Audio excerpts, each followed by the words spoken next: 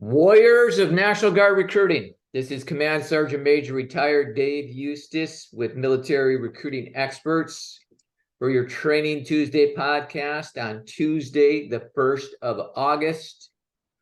We have 42 MAPS days remaining and 60 calendar days in FY23. So if you got contracts to go, you got to giddy up. We have the great opportunity today to have an interview with Sergeant Major retired Ryan McVann from the great state of Minnesota.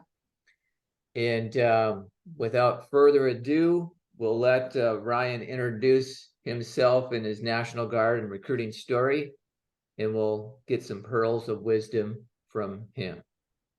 Ryan? All right, good morning. Thanks for having me, or good afternoon in your case, because you're East Coast. Again, I'm Sergeant Major McVann, retired. I joined the National Guard in 1998 as a field artillery radar operator out of Anoka, Minnesota. I did a couple deployments on the MDA side to Kosovo in the late 90s and then Iraq from 03 to 05. I actually got stop loss for that because my original plan was to get out, and then I got stop loss, sent to Iraq, came back, got out in January of 2006. The recruiter in my armory at the time was struggling, and he said, "Hey, I'll call you in 6 months." And I said, "Well," give me a year. Like, just give me a year. I need, at the time, I didn't have an education at the time. I was making good money overseas, and I wanted to go make some civilian money. When I hit the civilian market, I realized that it was a lot harder to make the kind of money that I was making overseas without the college education. And the guy who said he'd call me in a year, of course, he was struggling. So he called me in 9 months and asked me if I wanted to come back. And I said, are there any full-time availabilities, any full-time positions available? And he said, well, you can come on ADOS and try recruiting. So his NCOIC, once upon a time, I was on ADOS somewhere in that original enlistment, and it didn't work out for about 6 months or so. A guy that I had worked with was now an NCOIC. He called me, Dave Cullen, and said, hey, do you want to come try out recruiting? So my plan was to get into recruiting for the bare minimum 3 years, and then go to an NCOI and to go out to be in the unit somewhere as a readiness NCO. That was always my goal. Shortly thereafter, Dave Eustace took over as my NCOIC, and he asked me what my plan was, and I told him that was my plan. So his advice was, "We'll start making the decision makers now. Meet them now while you're recruiting. Do your best, and then you can work your way into one of those sweet positions that you want when you get done with your 3-year tour." So that was the plan. So came on ADOS in August 2006. I was hired in February of 2007 as a staff sergeant. A recruiter, took over the office a couple of years later, maybe next year even. We wrote 100 contracts as an office sometime in there. I was promoted to first sergeant. I crushed it in recruiting. I wrote about, 175 or so contracts. And then I was promoted to Master Sergeant first sergeant, took over the 11th place team. We ended up finishing second place at the finish line, first place overall with like 122% of my mission. I overproduced all the way. I asked to leave the organization at some point, probably even before then. I think it was before then. I asked my NCOIC if I could leave the organization because I wanted to go do that. And he kind of did the math for me in terms of, there was, I digress. Should I finish my career before I get into the weeds on that? All right. So thanks. So anyhow, I spent 10 years in recruiting. Ended up going promoted to Sergeant Major in 2014. From 2015 to 2018, I ran the Joint Operations Center, where I did domestic operations and emergency management. The Super Bowl 52 Security Task Force was kind of like my flagship assignment there. And then I retired from 2018 to 2020. I was the Brigade Operations Sergeant Major for the 347th RSG. And then, do you want me to talk about civilian stuff yet, or later? Yeah, well, I'll ask you about that. So it's interesting about you, why I really wanted to have you on this as I talk to you about this, is like, we're only doing 10 more of these, and there's a handful of people, I think, recruiters and NCOICs and leaders out there could really benefit from hearing from, and you're one of those people. And so with your bio kind of tells part of that story of spending 10 years in recruiting, going from staff sergeant to sergeant majors. Pretty big deal. And but on the front end, you were a foot in the door type of guy. And there's a ton of recruiters out there right now that are like, I'll take the recruiting job and I'm going to find myself somewhere else. but that ended up not materializing. So I would just like you to speak to that. What kept you in recruiting, and what would you say to those foot in the door people? You know? Well, I would say the same thing that you said to me, which was build the relationships now. If that is your goal, by all means, chase it, right? However, in the meantime, nothing good, no other future jobs can come unless you make mission, right? So you got to do really well at if the goal is, if again, I had a great leader who asked me, is this a job or a career? Because if this is a job, that's one thing. But if your goal is a career in the AGR force, then you got to treat it as such, and you got to take pride in your work, and you got to put in the work now, because nothing good can come from not making mission. You know, you got to have a good work ethic and attitude, you know, because like a positive attitude, like there's no replacement for hard work and a can-do attitude, and you're never going to be more motivated than you are right now as a new recruiter. And the trick is to get promoted as fast as possible with the fewest amount of contracts possible by making mission as fast as humanly possible. Because it's really hard to maintain over a long career writing those contracts without becoming an NCOIC, quite frankly. So you got to do it as fast as possible. And the only way you're going to do that is by outperforming your peer group. So for me, it was always a competition. I liked having a lot of competition. You know, always have a plan when you come in, you know, like if you fail to plan, you plan to fail type of thing.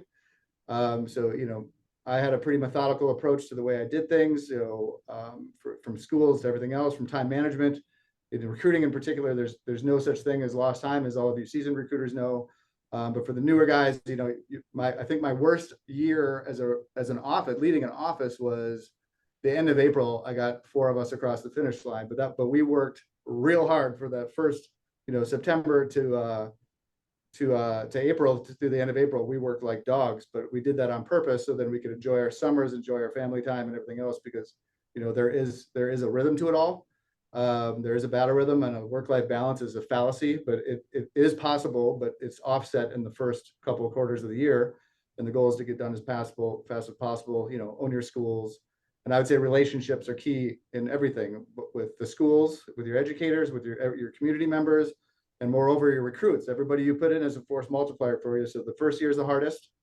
And every year it gets easier, because if you treat your applicants right, and you don't lie to them, and you're their mentor for the remainder of their career. If you do it right, and if you're leaned on that way, they'll bring you leads forever.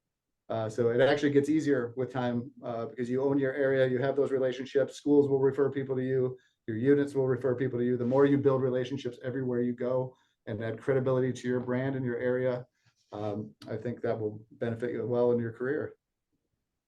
Well, and it is, your career's kind of interesting, because you did ultimately reach that goal of doing something other than recruiting. It just took quite a bit of time to do it. And so what I think is valuable about that is what were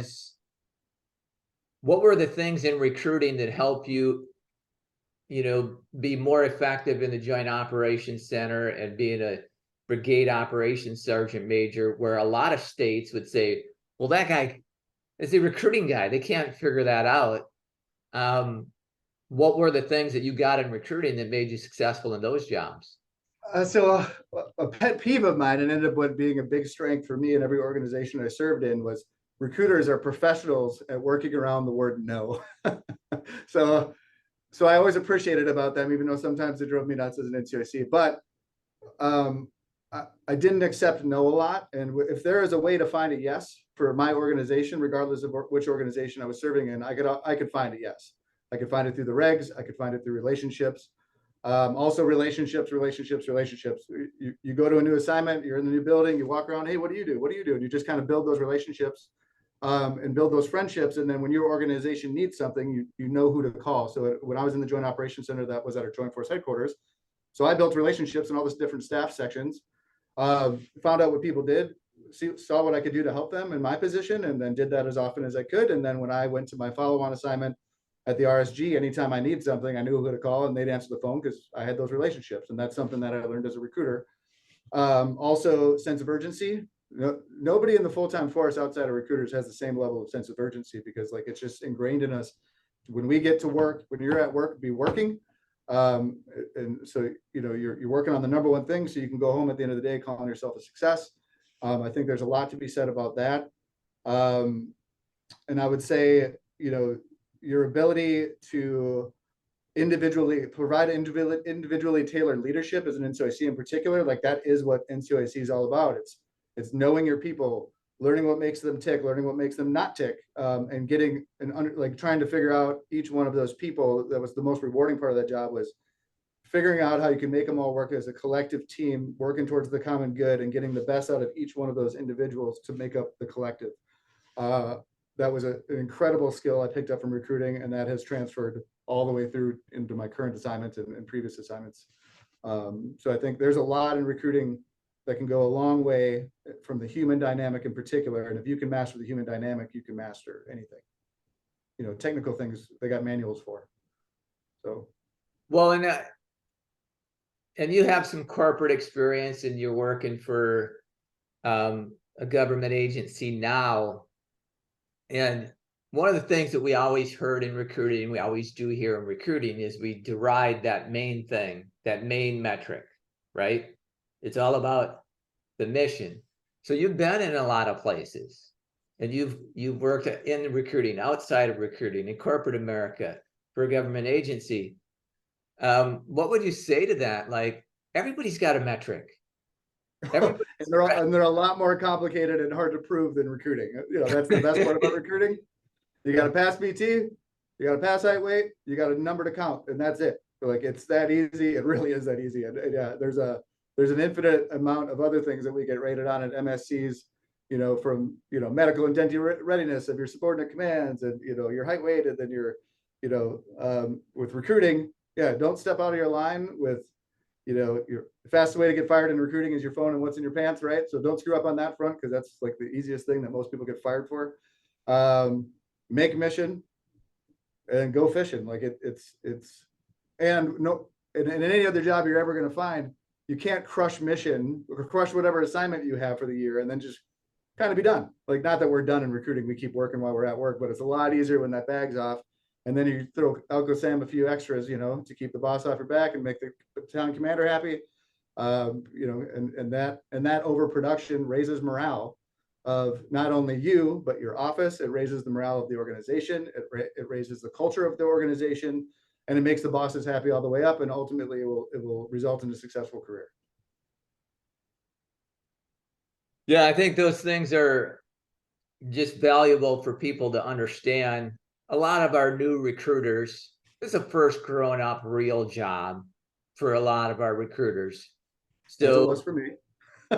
Yeah, so you kind of get this mindset of like, well, something's got to be better than this, and there may be, but that something that's better is going to have the same type of demand signal. It's going to be something that you got to produce, you got to deliver to match those wages and benefits. That's just the reality. So I think it's yeah, go ahead. So I'm sorry. Yeah, it's just useful to think of it like that, Yeah. And I think also another thing to keep in mind is so I wanted to leave at the end of my tenure. I talked to my NCOIC, and he said, "Hey, have you considered staying?" And I said, "No, I have not considered staying."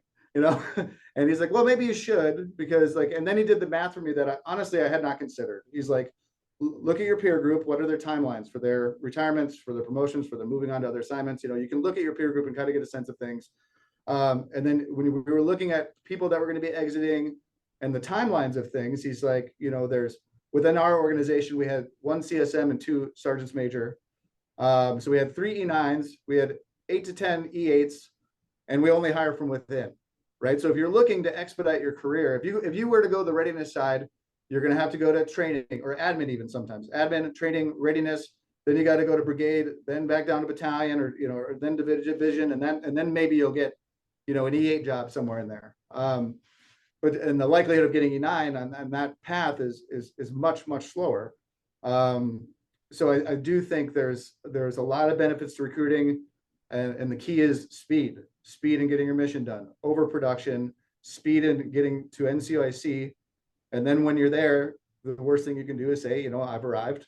And then, rank and position or rank and leadership, I should say, are not synonymous.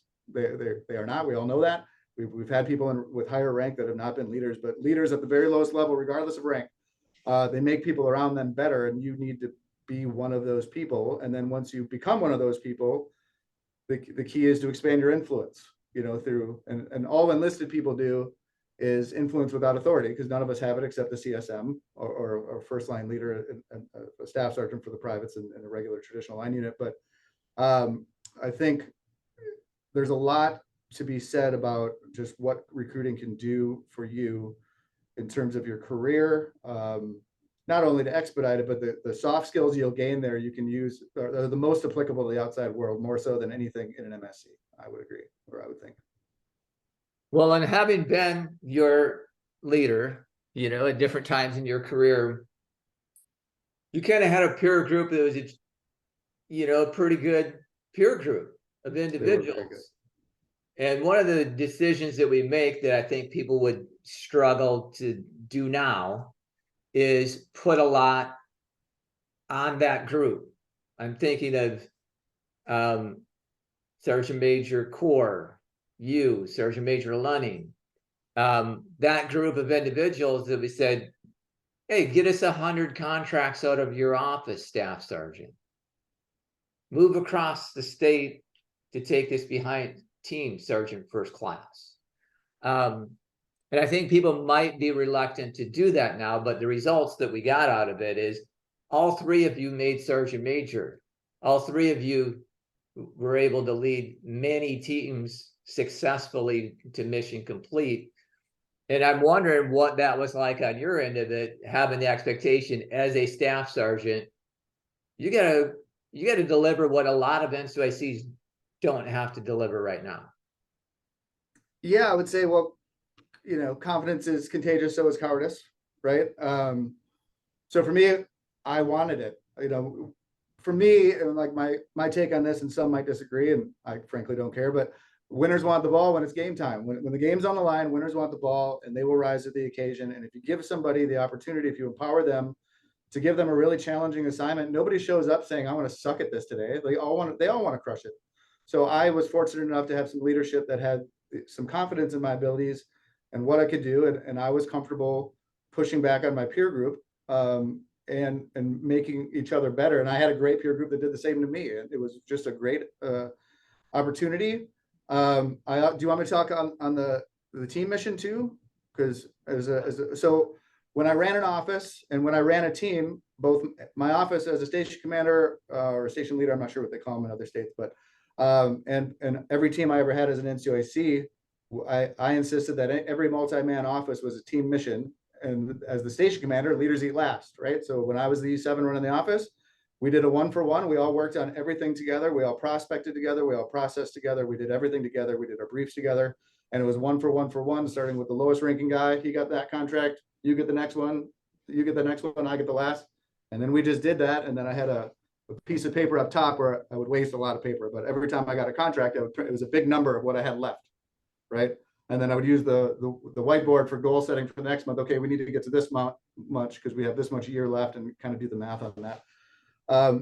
But you'll get a lot more contracts that way. And nobody ever believes me, but when they come to Minnesota and they saw what we were doing and they got to see, when I took over that 11th place team and we ended second place to the finish line, first place overall with 122%. I had one MOS qualified recruiter on the entire team. No, two MOS qualified recruiters on the entire team out of 13 guys, and one officer with 100 contracts with not one MOS qualified recruiter in it. So that you'll be amazed what you can do when you empower people to do the job that is above theirs. And what I used to say to recruiters is the rank we wear on our shirt, like we all wear the same outfit, right? So we all have rank, and rank doesn't mean anything. It only means something because other people allow it to. But the only difference is the people you need to act for the rank you want, because they used to say, dress for the job you want. Well, since we all dress the same, that's out the window. So you got to act and perform at the job you want, which is the next level. So if you're a staff sergeant, you need to start thinking like a sergeant first class. And that's the biggest jump in expectation in the Army, is between E6 and E7 in terms of, delivery. In the Army, you're going from a squad leader to a platoon. That's a big jump. And there's a big jump in expectation for leadership in that particular jump. So you need to start thinking of like, how can you expand your influence. And that was something that really frustrated me when you said that. I got promoted to sergeant first class. Dave promoted me, and he said, "Hey, the worst thing you can do is say I've arrived. You need to start expanding your influence." And I was like, "What does that mean?" He's like, "Expand your influence." And I was so pissed about it. I was so annoyed. It just drove me nuts because he was so vague and he wouldn't expand on it. And what I found over time was you need to assert yourself as a leader. If there's not an alpha among your peer group, assert yourself as an alpha, find your nearest competitor, and then you two start talking shit to each other and get some fervor between two officers to compete of who's going to run the other one down next month. And those competitions between Brad Millets in particular, he was a great sergeant first class out of a competing office in the same team in the same area, and his was adjacent to mine. Brad Bond's another one that was in another area, and frankly, he was better than I was. But I was second in 10 years. I was second place 9 times. They made posters of me and my teams, and I was the bridesmaid poster when those bridesmaid movies came out. Never the bride, always the bridesmaid. That was me. So no one was ever better than me. No one was better than me, but someone was always better than me at that job. And it was very frustrating, but to come in second place 9 times, and my last year was the first time I got first place. So that was great. But it sucked getting there. And every year I was so, disappointed that I didn't get it. However, I could wash off that sulk of like 6 months off, basically, or 4 or 5 months of having a lot of summer, a lot of golf, a lot of fishing, writing some contracts for the boss, just to make him happy. But as a whole, it was a great program. I thoroughly enjoyed my time there. And, I think my average was 55 to 58% market share as a team, probably more as a recruiter. My worst year, like I said, was April. My best year was February 17th. As an office, we finished mission. That was a pretty great feeling. But that's because we wrote 56 26 of the 56 contracts in a month between a couple of us. So that was an exceptional summer, but we worked all summer and we were ready on day one. So that was a good program. So I would say for those of you that are done with mission, you need to deliver the boss's mission. So keep writing them. But then once boss gets his mission, you need to start ramping up for next year on your own before you're on your boss's time, before you're on the boss's expectations. You can ramp up on your own, and it's a lot easier to get a yes when there's not the pressure of the formal mission being on you. I don't know why that is, but it's easier when you're recruiting ahead. It's easy to stay ahead. And those of you that have been around a while, you know what I'm talking about. You know that to be accurate. And it is a mental game. Recruiting is a mental game, and it's all about being more stubborn. It's a winner's mentality, and you have to become ready to play and be ready to win, and then be ready to enjoy your summer. And it's a competition between you and all your peers, whether they know it or not. Well, there's a couple things there I just want to highlight, like stomp on the floor. It's going to be on the test type of stuff. Is that first comment about, because we all wear the same uniform, that you got to present yourself where you want to get, essentially. And I do think culturally in our force right now, there is an expectation that somebody's going to get me ready. And that's not the case. Mm-hmm. You're going to take stuff from other people. But if we were honest, we grab the stuff that we ain't going to do. I grabbed a lot of that. Right? Yeah. More than we grab what we're going to do. Yeah. And so if you want to be that master sergeant, influence your office, influence your team, influence your company, and that will get noticed. It always does. And the other part that it's unfortunate, but we know that it's true, is a lot of the people you're recruiting with right now are going to opt out. We're turning over the force about 20 to 25% a year. 4 years from now, who the peer group is going to be a very different group of people. We got, maybe we're masochistic, the people that stick around longer, but that is the reality. It's not just recruiting, it's kind of everywhere. People opt out of doing more. So a lot of good points there, but I wanted to highlight those. Something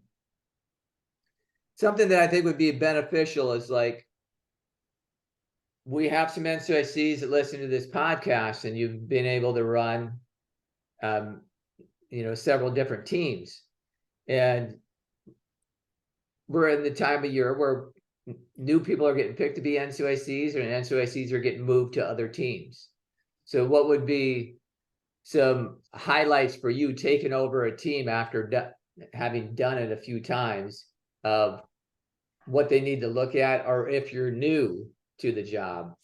Yeah, I would say first thing to understand as an NCOIC is you're no longer when you make E8, you're no longer the representation of your soldiers to the command. You're the command's representation to your soldiers, and you need to understand that, and you definitely need to lead accordingly, because your job is one thing, just like the recruiter's one thing, is to deliver mission, and there's no substitute for that. You have to deliver it. It is the basic function of your role.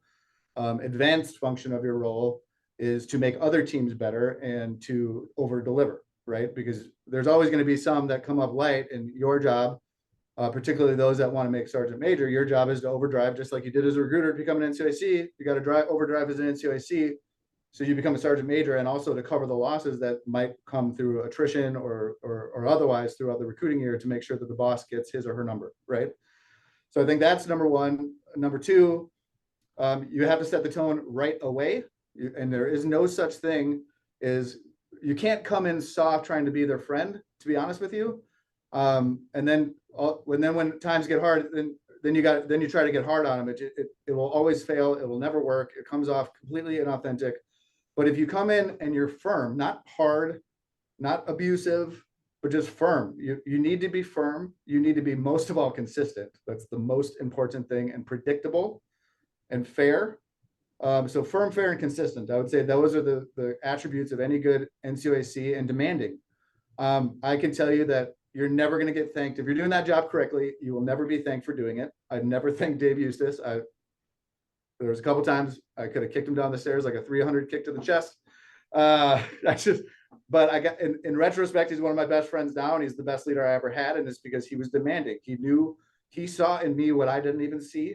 So you got to get to know your people, learn what makes them tick, and then learn how to maximize those people. That's your function, right? As purpose, direction, motivation, and you do it individually to maximize the individuals, so the collective. And the more you overdrive, the more the morale of your whole team and organization will lift, right? And if you can find another NCOIC, a peer of yours, and that's why I think we were so good with Sergeant Major Corr, Sergeant Major Lunning, a lot of the other sergeants major that we were with, Brecky, Allen, all sorts of NCOICs at the time. But we had such a good group of peers. Master Myers, forgot about him, but like we pushed each other all the time, smack talking all the time. But we would also help problem solve with each other. We would roll with each other, hey, an outside set of eyes on your team, because when you're so close to your team, sometimes you miss the forest through the trees, and another set of eyes coming out, checking your pride at the door, bringing in one of your peers, like, hey, can you come with me to this office and tell me what you see? And have them give it an actual assessment of what they think you should do. And we made each other's teams better. And the mentality behind it, even though we didn't say it at the time, was we were bought into each other, because friendships and long-lasting friendships are made through the crucible of hard work. And that was the most demanding hard work job I ever had. And those are some of my best friends to this day. And we still talk. I talked to both of those guys this week, Corr and Lunning. And we made each other better so we could compete against the best version of their teams. And for the record, they never beat me. But that was the fun of it. Like, we really liked competing against one another. We always loved talking smack about how they didn't beat me. I still do, as you can see. But it was just a great group of people that were really bought into delivering that mission. And we created a culture that you would be ashamed if you didn't deliver it. And everybody delivered. But it was hard work. It was hard work.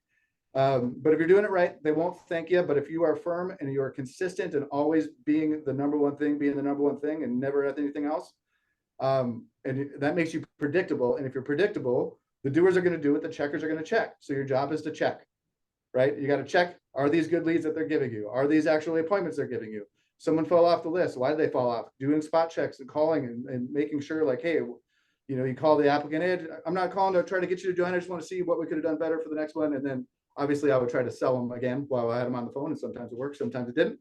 But that predictability, the doers are going to do it. The checkers are going to check. And if you're checking enough, ultimately your team will end up firing on all cylinders, and they're just going to deliver over time. I make it sound easy, and it's a lot of ass pain, to be honest with you. It's the most stressful. Getting from, there's five stages of team building. You got storming, forming, norming, performing, and adjourning. So storming, when you form a new team, everybody's jockeying for their informal positions within the team. Then you got norming, where everything's are starting to normalize. People are in their whatever role they're going to be on the team. Then you start performing, and everything's firing on all cylinders. Storming, performing, norming, and then adjoining, and then you disperse, and then like a new person's added a team, it kind of starts over that cycle. So that's a really hard stuff to work through. But once you get through and they see the light at the end of the tunnel, and once they start winning, that's when the culture changes of the team, and the morale improves. And then it's just like, okay, we're gonna run. Okay, what team's ahead of us on the pecking order? We're gonna run them down next month, you know. And then it was always like we had a target on someone's back every month as a team, just like I did as an individual. And if you can get the buy-in, you can't be stopped. It's just such a fun job when you get to that point. Just takes a lot of work to get there. There's no doubt. Yeah. We just got a few minutes left here, but right now, 60 days to go, right? And there's commands, there's teams, there's individuals that they're on the cusp of shutting her down and saying, well, we'll hit her hard next year. You know, that recruiter that's got 3 or 4 contracts to go and said that looks tough, or the team, you know, maybe they got 25 to go, or the command that's, you know, the numbers seem like they're impossible. But what would you say to them? I would say we would be, sorry for my language. I would say we'd be German if being hard was the catalyst of things stopping, right? Or, you know, but that was a Brecky line. When first time Brecky, God rest his soul, he used to say, can you imagine if our grandfathers got to Normandy and they're like, whoa, this is hard. I'm not going to do this. Come on. Like, it's an embarrassment to the uniform you're wearing. It's an embarrassment to our jobs as NCOs and officers. Like, we will not accept defeat. It's in the warrior ethos at the very lowest level of our organization. You can't accept it. You know, some of you may come up short, but you got to put pride in your work. It's a career, right? Do your best. Make people around you better. Do not accept defeat. It is a mental thing. And if people start getting in that mindset, it's apathy. They get apathy, and they get that negative mindset can spit out of control. And that's what I was saying earlier, is it's confidence is contagious, and so is cowardice. And in my opinion, that's cowardice, because you can easily do more. You can always do more. There's one more phone call you can make every single day. There's one more appointment you can make before you call it a successful day. And you got to get those commitments. And quite frankly, our country depends on you to do it right now. So like, it's an important job, even though sometimes it's hard to see the forest through the trees in that regard, because we're so stressed out about the number. But when you think about what that number actually is, there's no unit in the Army that can run without all of you. And it's your job to man the force. That is your function. So those people can go and do the real hard shit, right? So like, I get it's the most stressful job I ever had. It's the most rewarding job I've ever had. I'm grateful that I've had it, and it's led to success for the remainder of my adult life so far. So far so good. And, you know, thanks to a good leader, and thanks to recruiting. And like he said, also, I got a lot of tools in my toolbox from good leaders, but I got way more tools I'll never use from some other ones. So, you know, take it or leave it. Well, that is a great place to end this. I really appreciate you doing it. And I know that there's some nuggets that people can take from it. So thanks for doing it. And for everybody else, get after that mission and get it done.